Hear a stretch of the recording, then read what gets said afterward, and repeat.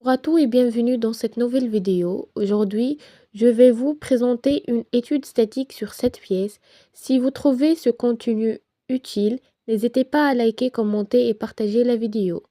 Pour commencer, la première étape consiste à accéder à l'onglet Simulation et à créer une nouvelle étude. Sélectionnez Statique et confirmer.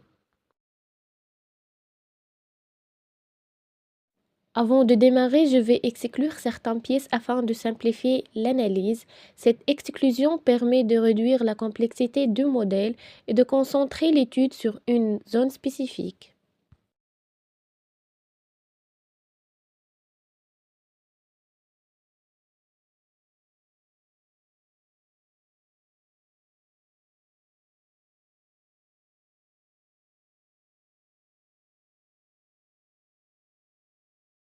Ensuite, passons à l'application des matériaux. Fais un clic droit sur la pièce, puis appliquer un matériau. Pour cette étude, je choisis l'alliage 1060. Une fois le matériau sélectionné, cliquez sur Appliquer et fermez la fenêtre.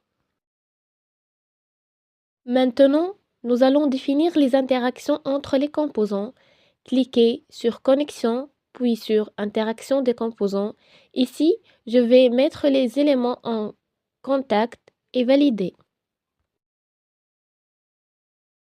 Passons à l'application des fixations.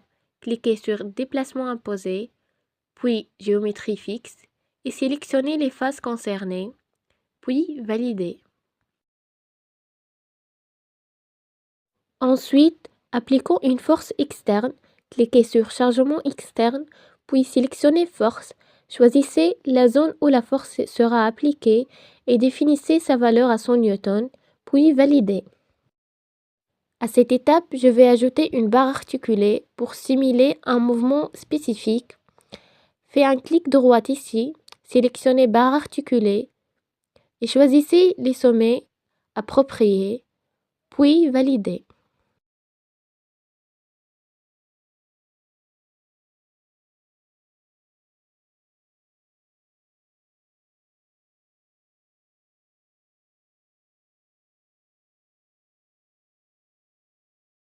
Avant de lancer l'analyse, il faut créer le maillage. Faites un clic droit sur maillage, puis sélectionnez Créer un maillage.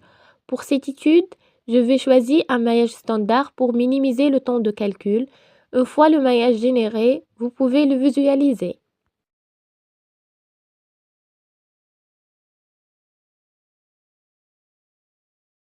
Maintenant, tout est prêt. Il ne reste qu'à exécuter la simulation.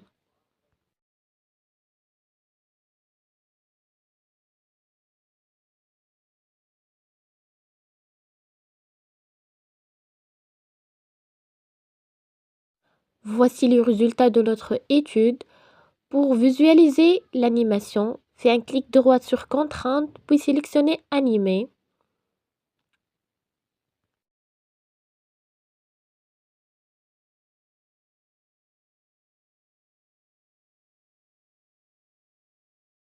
Et voilà, la simulation est terminée. Merci d'avoir suivi cette vidéo et à bientôt.